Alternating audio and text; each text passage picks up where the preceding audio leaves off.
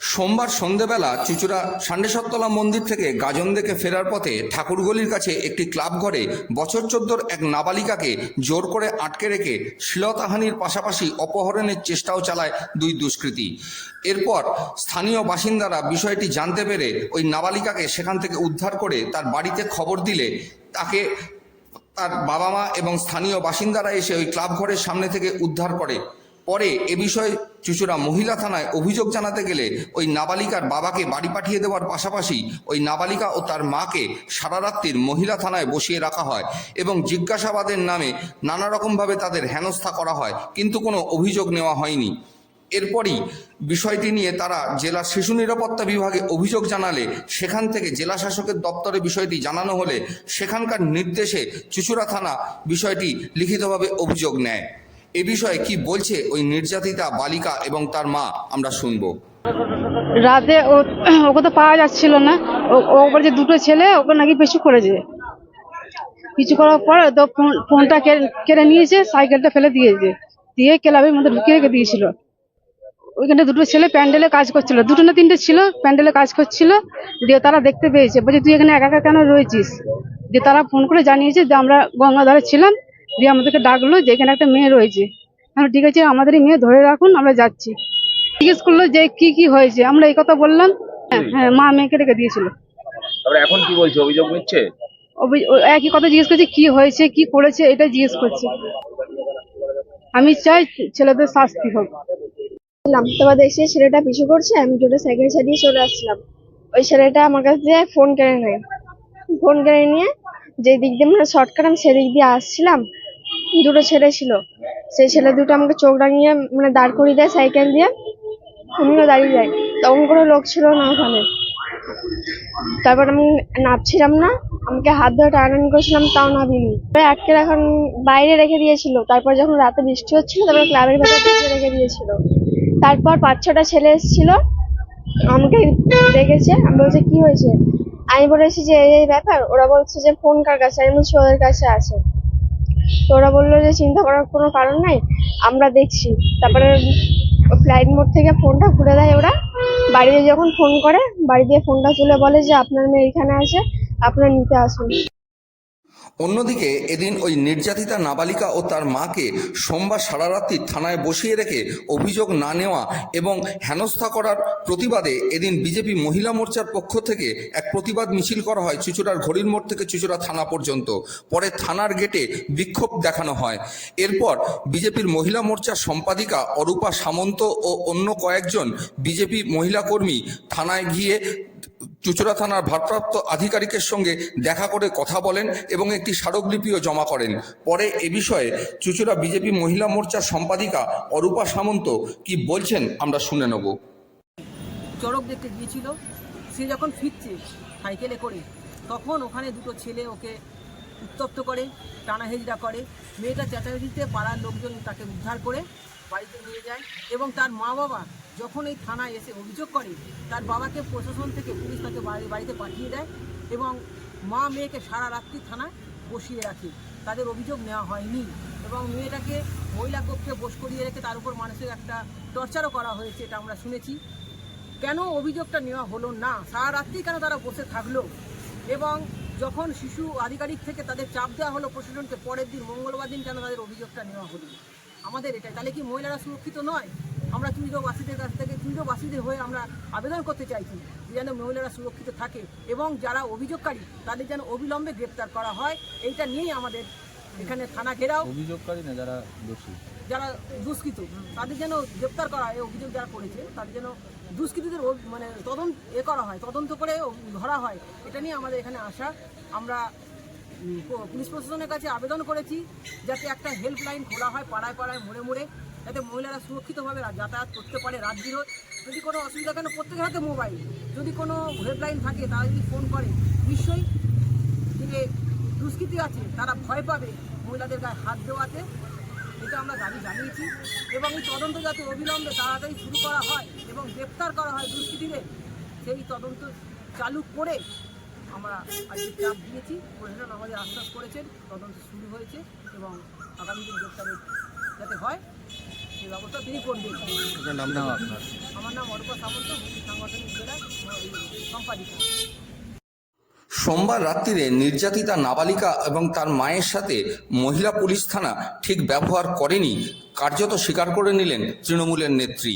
পরে এই নিয়েই চাপানুতো শুরু হয়ে গেল বিজেপি তৃণমূলের। এ বিষয়ে কি বলছেন বিজেপি নেতা সুরেশ সাউ ও তৃণমূল কর্মী সোমা সরকার, আমরা শুনে নেব। আজকে বিক্ষোভ আপনারা সকলেই অবগত।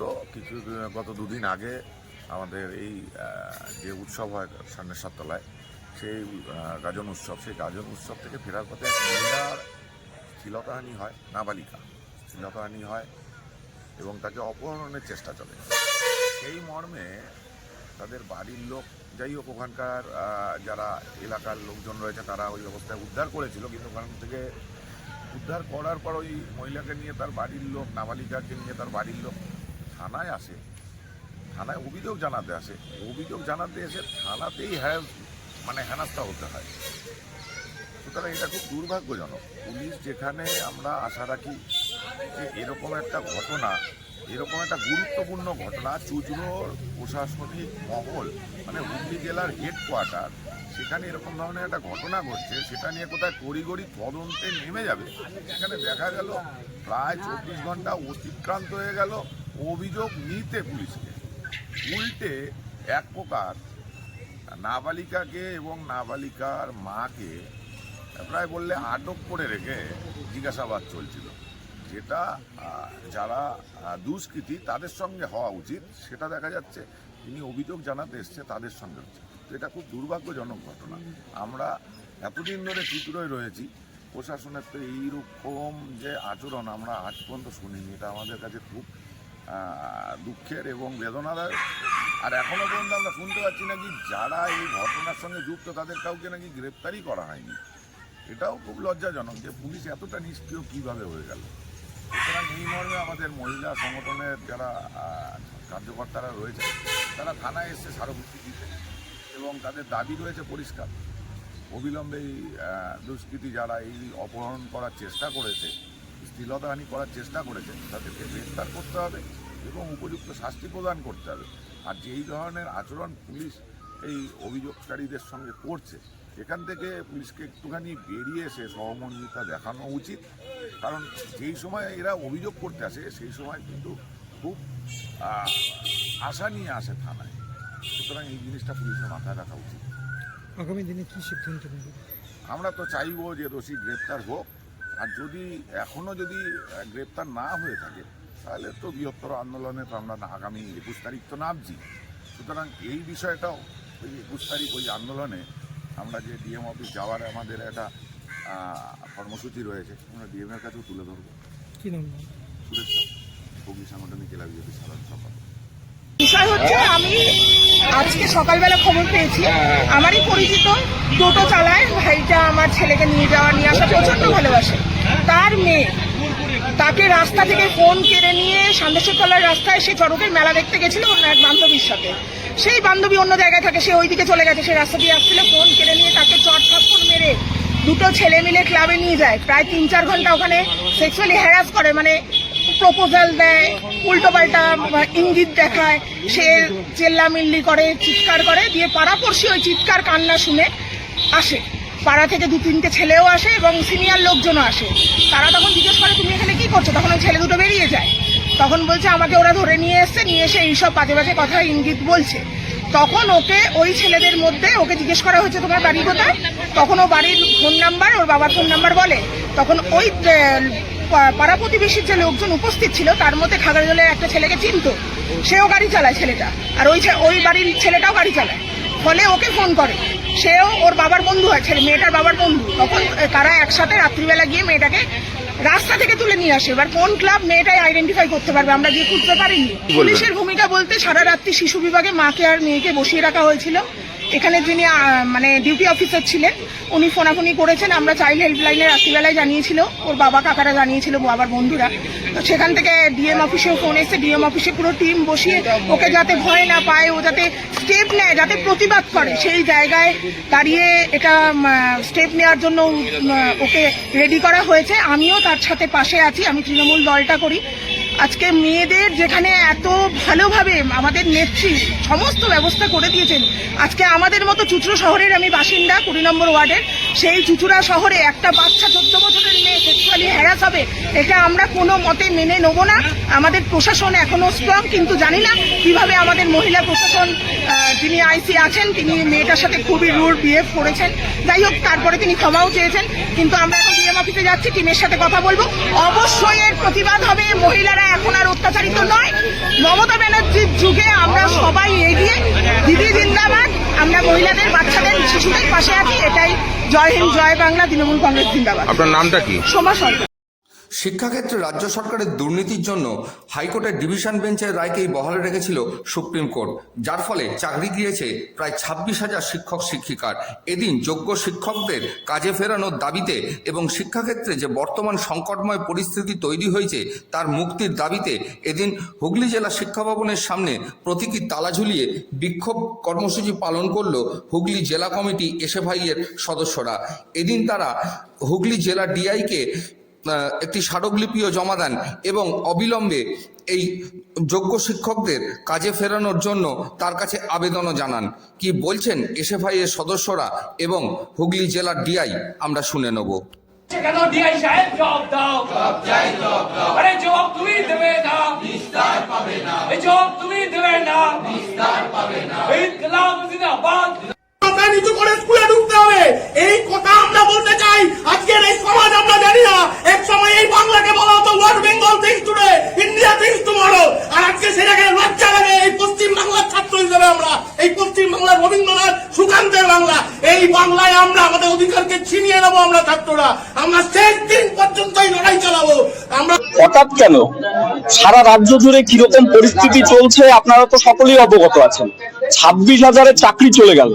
যে বছরের রিক্রুট 22 লক্ষ পরীক্ষার্থী ছিল, যোগ্যদের চাকরি না দিয়ে তৃণমূলের একটা অংশ টাকার বিনিময়ে অযোগ্যদের দিয়েছে চাকরি, যার বিনিময়ে 26,000-কে খেসারত দিতে হলো। তার মধ্যে হুগলি জেলাতেই 850-এর বেশি শিক্ষক স্কুল ছুট হলো। শুধু ছাত্রছাত্রীরা স্কুল ছুট হচ্ছে না, মাস্টার মশাইরাও এই জামানায় স্কুল ছুট হচ্ছে। আমাদের পরিষ্কার কথা, এই 26,000-এর মধ্যে যোগ্য অযোগ্য তালিকা প্রকাশ করতে হবে, যোগ্যদের অবিলম্বে স্কুলে ফেরাতে হবে। যোগ্যরা কেন তার দায় নেবে? আর যত তো আজকে ডিআই অফিসটা দুর্নীতির আতুরঘরে পরিণত হয়েছে, ডিআই এর মাধ্যমে অযোগ্য শিক্ষকদের অ্যাপয়েন্টমেন্ট গেছে, তাই তার জন্য যোগ্য শিক্ষকরা আজকে স্কুলে ফিরতে পারছে না।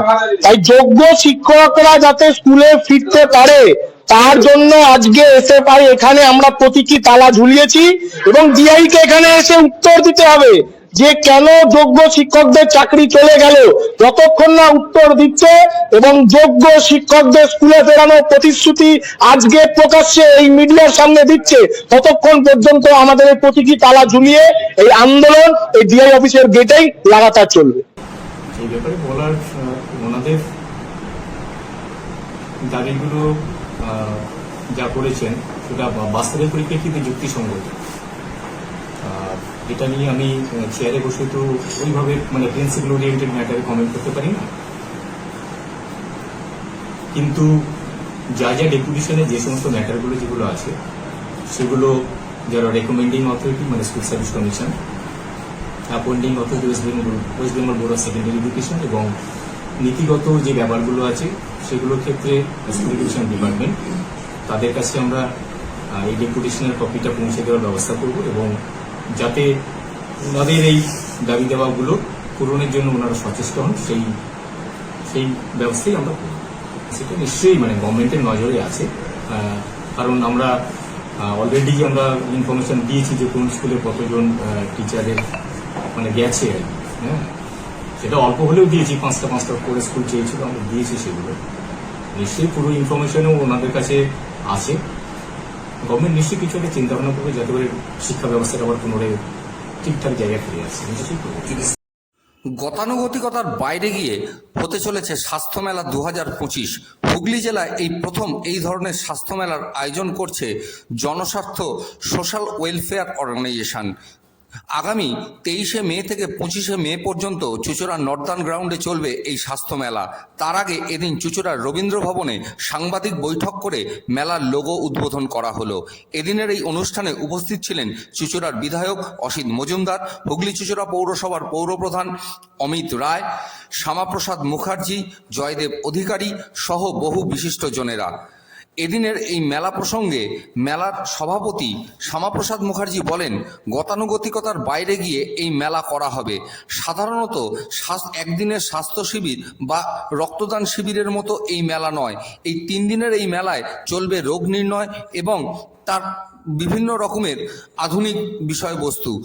মোটামুটিভাবে শ্যামাপ্রসাদ বাবুর কথায় এই মেলার উদ্দেশ্য হচ্ছে স্বাস্থ্য সচেতনতা বৃদ্ধি করা, বিনামূল্যে চিকিৎসা ও তার পরামর্শ দেওয়া, রোগ নির্ণয় ও প্রতিরোধ করা, টিকা ও ওষুধ বিতরণ করা, রক্তদান এবং অঙ্গদান সম্পর্কে সচেতনতা বৃদ্ধি করা, স্বাস্থ্যকর অভ্যেস গড়ে তোলা, সরকারি এবং বহু বেসরকারি সংস্থার সংযোগ ঘটানো, আয়ুর্বেদিক বিভিন্ন ঔষধি গাছের ব্যবহার সম্পর্কে মানুষকে জানানো প্রভৃতি বিভিন্ন বিষয় থাকছে এখানে।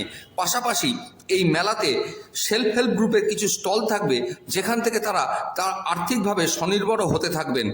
কি বলছেন এদিন এই মেলা প্রসঙ্গে এই মেলার সভাপতি শ্যামাপ্রসাদ মুখোপাধ্যায়, সম্পাদক জয়দেব অধিকারী এবং এই মেলার মূল কনভেনার সন্দীপ রুদ্র, আমরা শুনে নেব।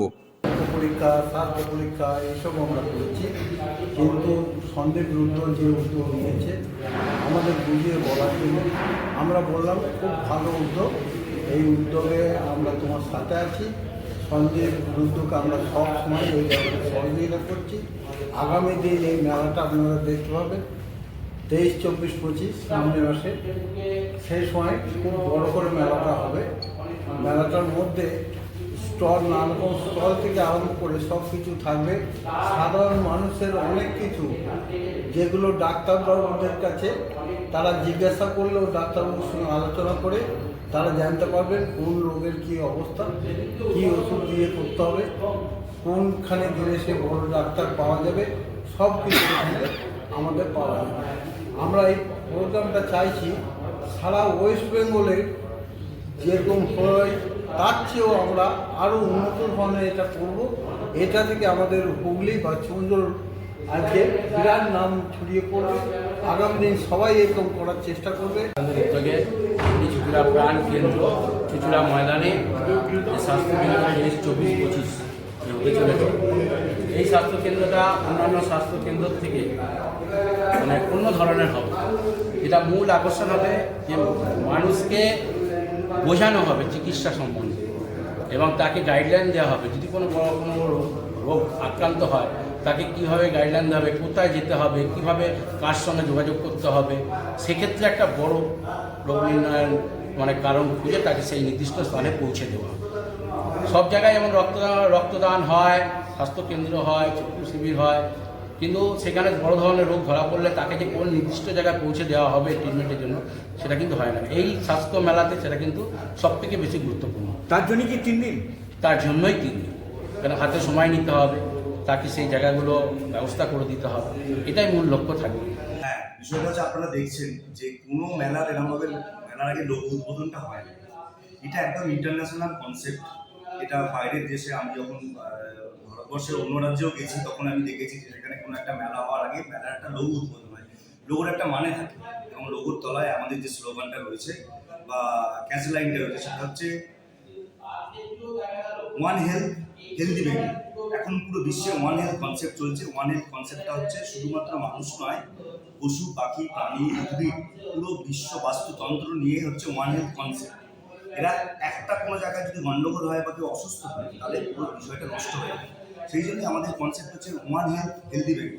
আমাদের শহর, আমাদের বাংলা, আমাদের পশ্চিমবঙ্গকে আমরা আরও স্বাস্থ্যক্ষেত্রে এগিয়ে নিয়ে যাওয়ার জন্য এই কনসেপ্টটা রেখেছি। আগামী মে মাসের 23 থেকে 25 তারিখ শুক্রবার থেকে রবিবার পর্যন্ত নর্দার্ন গ্রাউন্ডে দুপুর 2টা থেকে রাত 8টা পর্যন্ত এই স্বাস্থ্যমেলা হচ্ছে। আপনারা ইতিমধ্যেই জেনেছেন এই স্বাস্থ্যমেলায় শুধুমাত্র স্বাস্থ্য শিবির নয়, এখানে বিভিন্ন কর্পোরেট হাসপাতাল, নার্সিংহোম তারাও কিন্তু এখানে আসছে। তারা কিন্তু এখানে এসে তাদের ডাক্তারদের দ্বারা এখানকার রুগীদের বিভিন্ন রকম গুরুত্বপূর্ণ যে সমস্ত অসুখ সচরাচর তারা জানতে পারেন না, সেই অসুখগুলো সম্পর্কে তারা কিন্তু তাদের সচেতন করবেন, সেমিনারের মাধ্যমে করবেন এবং প্রত্যেকটা স্টলের মাধ্যমে করবেন। আমি এর মধ্যেই বলেছি এটা পশ্চিমবঙ্গের অন্যতম বৃহত্তম স্বাস্থ্য মেলা হচ্ছে। এখানে 40টা স্টল থাকছে শুধুমাত্র স্বাস্থ্যক্ষেত্রে, বিভিন্ন হসপিটাল, নার্সিংহোম এবং সরকারি স্বাস্থ্যক্ষেত্রের জন্য। এছাড়াও সেলফ হেল্প গ্রুপের মহিলাদের স্বনির্ভর করে তোলার লক্ষ্যে যে পদক্ষেপ সরকার নিয়েছে সেটাকে আরেকটু প্রাধান্য দেওয়ার জন্য আমরা এই মেলায় প্রায় 35টা স্টল সেলফ হেল্প গ্রুপের মহিলাদের বিনামূল্যে দিচ্ছি। তার মধ্যে 5টা স্টল খাবারের স্টল থাকছে, বাকি 30টা স্টলে তারা যে গয়না শাড়ি এগুলো বিক্রি করে সেগুলো বিক্রি করবে। এবং আরও আধুনিক বিষয় হচ্ছে এই মেলাটাকে আমরা শুধুমাত্র একটা মাঠের মধ্যে সীমাবদ্ধ রাখিনি। এই মেলার খুঁটিনাটি কোনো ডাক্তারবাবু কোনো একটা পরামর্শ দিচ্ছে, কোনো ডাক্তারবাবু কিছু একটা বিষয় সেমিনার করছেন, এই সমস্ত বিষয়টা ঘড়ির মোড়ে এবং চুচুড়া স্টেশনে জায়েন্ট এলইডি স্ক্রিনের মাধ্যমে এবং সাউন্ডের মাধ্যমে আমরা লাইভ তুলে দেবো। যেমনভাবে আপনারা সংবাদ মাধ্যমে বিভিন্ন সংবাদ দেখেন লাইভ, যাতে হয়তো আপনি মেলায় সেই মুহূর্তে হয়তো দুপুর 2টোর সময় উপস্থিত থাকতে পারলেন না, কিন্তু রাস্তা দিয়ে যাচ্ছেন বা অটো বা বাস ধরার জন্য অপেক্ষা করছেন বা ট্রেন ধরার জন্য অপেক্ষা করছেন, আপনারা দাঁড়িয়ে কিন্তু শুনতে পারবেন। এইরকম অনেক অভিনবত্ব বিষয় আমাদের এই মেলার মধ্যে রয়েছে। আমাদের এই মেলার একটা গুরুত্বপূর্ণ বিষয় হচ্ছে এক্সিবিশন।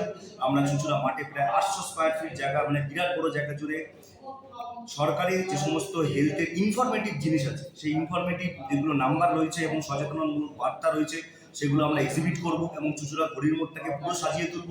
সেখানে আমি আগেই বলেছি, সেই জায়গায় ভারতের যে প্রাচীন চিকিৎসা শাস্ত্র, চরক সুশ্রুতের আমাদের যে গর্বের চিকিৎসার ব্যবস্থা ছিল, সেই যুগে তো শল্য চিকিৎসা হয়েছে, ঠিক আছে, উন্নত মানের অপারেশন হয়েছে, সেই সমস্ত ইতিহাসটা যেটা আমরা ভুলতে বসেছি সেটা আমরা এক্সিবিশনের মাধ্যমে তুলে ধরব। এবং ভারতের প্রথম মহিলা চিকিৎসক, পশ্চিমবঙ্গের প্রথম মহিলা চিকিৎসক, তাদেরও জীবনীকে আমরা তুলে ধরবো।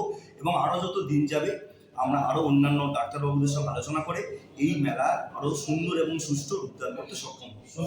ঠিক আছে, একটা সমস্যা তৈরি হতে একটা সময় লাগে এবং তার সমাধান সূত্রে পৌঁছতে একটা সময় লাগে। সেই জন্যই আমরা 3টে দিন করেছি, যাতে একটা মানুষ একটা কিছু জেনে গেলেন হয়তো কোনো একটা হসপিটাল নার্সিং ডাক্তারবাবুর থেকে, এবার কি তার বাড়িতে হয়তো কোনো একটা সিদ্ধান্ত নিতে হবে, একটা অপারেশনের বিষয়ে সিদ্ধান্ত নিতে হতে পারে, হয়তো সে তার পরের দিন বাড়ি থেকে বাড়ির লোকের সঙ্গে আলোচনা করলো, হয়তো শেষ দিন এসে কথাটা বললো, কিন্তু 1 মিনিট কি 1-2 মিনিট একটা কথা বলে চলে গেলে তার তো সে পৌঁছতে পারছে না। আমরা হুগলি জনস্বাস্থ্য সবসময় চেষ্টা করি, দেখুন যে যতই বলুক, স্বাস্থ্য ব্যবস্থার সঙ্গে সাধারণ মানুষের একটু জানার একটা গ্যাপ থেকে যায়, মানুষের জ্ঞানের পরিধির একটা গ্যাপ থেকে, সেই গ্যাপটাকে, সেই দূরত্বটাকে আমরা কমাতে চাইছি। সেইটাই হচ্ছে আমাদের অন্যতম উদ্দেশ্য। কাজ আমরা প্রশাসন নই, আর গাইডলাইন মানে আপনি যত স্বাস্থ্য সম্পর্কে সচেতন হবেন, স্বাস্থ্য বিষয়ক জিনিসপত্র সম্পর্কে সচেতন হবেন, তত তো আপনি দালাল চক্র থেকে বাঁচতে পারবেন। এবার যদি কেউ আপনাকে চুচুড়া স্টেশনে গিয়ে একটা লোক বলে যে আপনি কলকাতা যাচ্ছেন 40 টাকা হাওড়ার ভাড়া, আপনি কি বিশ্বাস করবেন? কারণ আপনি জানেন যে 10 টাকা এটা আপনার জ্ঞান। তা এই জ্ঞানটা যত আপনি স্বাস্থ্যক্ষেত্রে বাড়াবেন, তত আপনাকে কেউ বোকা বাড়াতে পারবে। এইটা আমাদের উদ্দেশ্য। এবার কে কোথাও অনৈতিক করে সেটা ধরার দায়িত্ব সরকার আমাদের।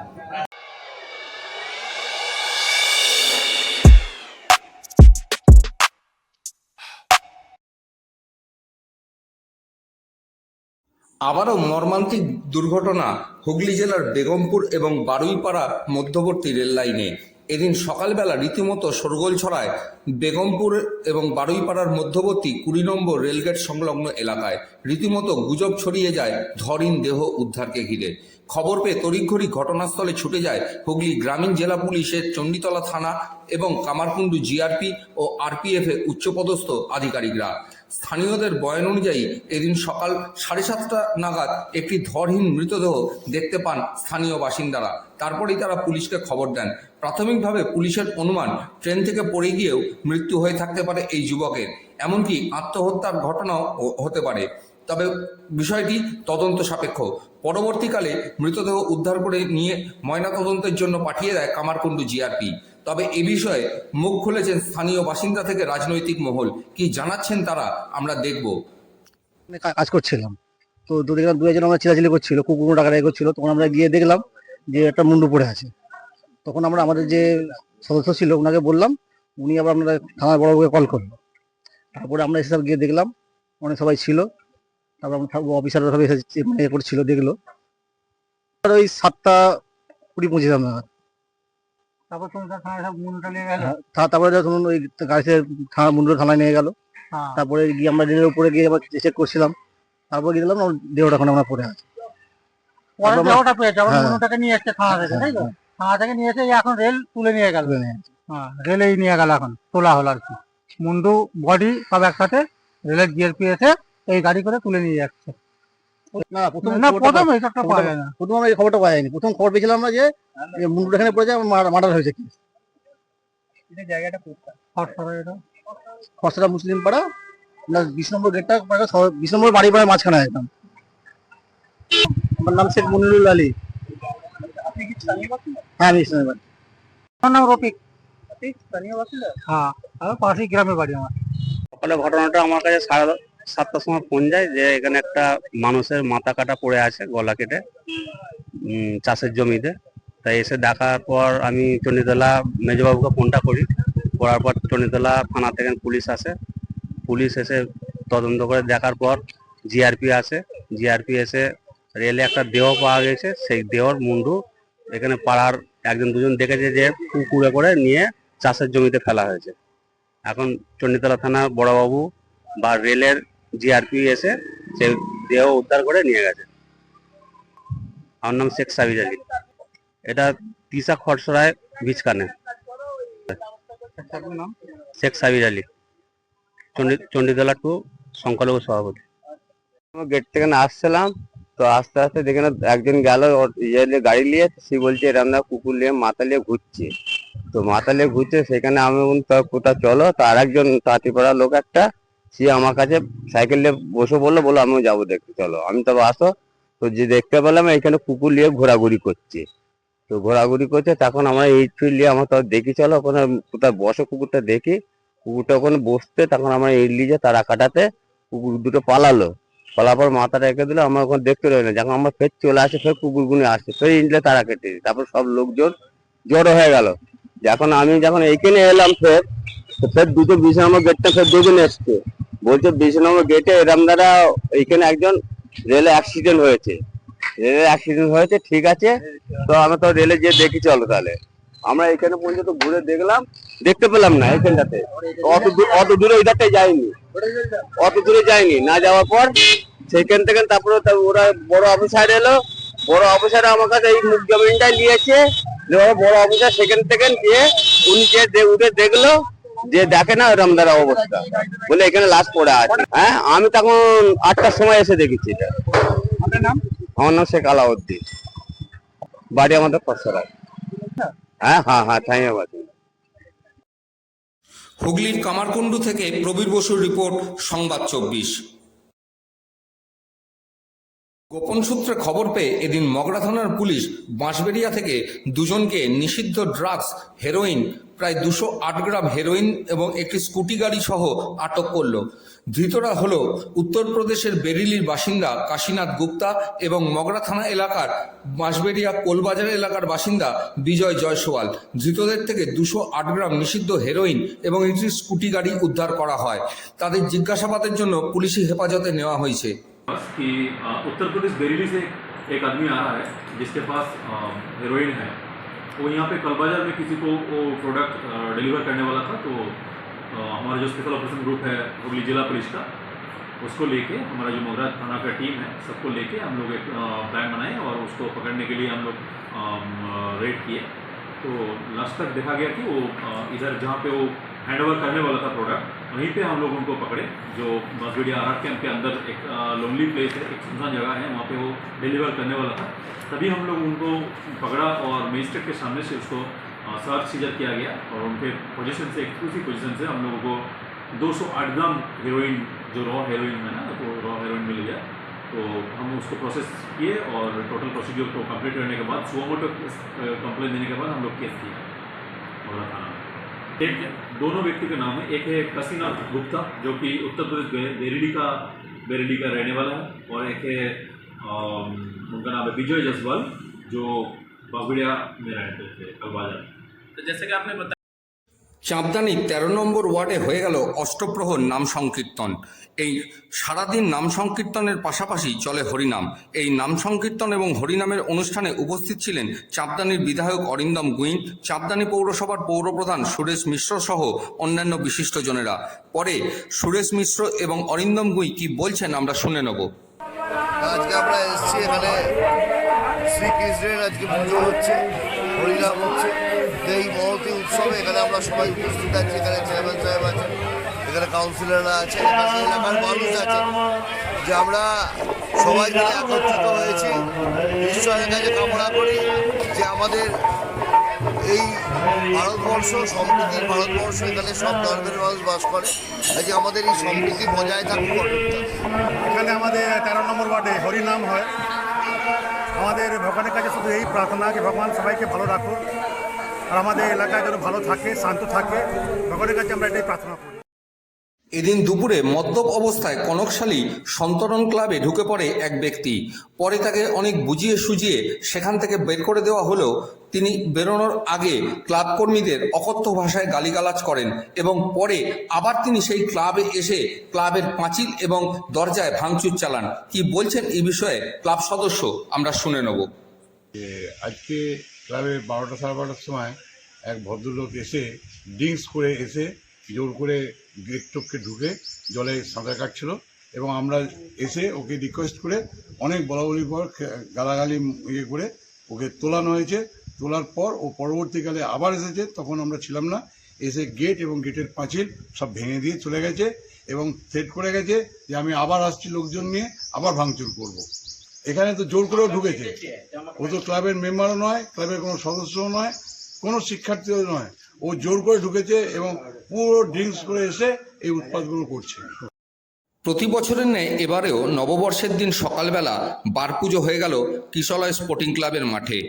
51তম বর্ষে পড়ল এবছর কিশলয় স্পোর্টিং ক্লাব। কি বলছেন ক্লাবের সম্পাদক পার্থপ্রতিম দত্ত আমরা শুনে নেব। নববর্ষের প্রীতি ও শুভেচ্ছা জানাচ্ছে চুচুড়াবাসীকে কিশলয় স্পোর্টিং ক্লাবের তরফ থেকে। আপনারা জানেন 51তম ছোটদের ফুটবলের এই বার পুজো 1432 সালে কিশলয় স্পোর্টিং ক্লাব মাঠে অনুষ্ঠিত হচ্ছে। সকলের উদ্দেশ্যে বলি, কিশলয় স্পোর্টিং ক্লাব হচ্ছে ছোটদের ফুটবলের আঁতুর ঘর। এখান থেকে বহু নামি দামি খেলোয়াড় বিভিন্ন ক্লাবে খেলছে বর্তমানে এবং অতীতে। সুতরাং আজকের যে বার পুজো যাতে সুন্দরভাবে সাফল্যমণ্ডিত হতে পারে, তার জন্য আমরা সকলের সহযোগিতা কামনা করছি এবং চুচুড়াবাসীকে আমরা শুভ নববর্ষের আন্তরিক প্রীতি ও শুভেচ্ছা জ্ঞাপন করছি। ধন্যবাদ।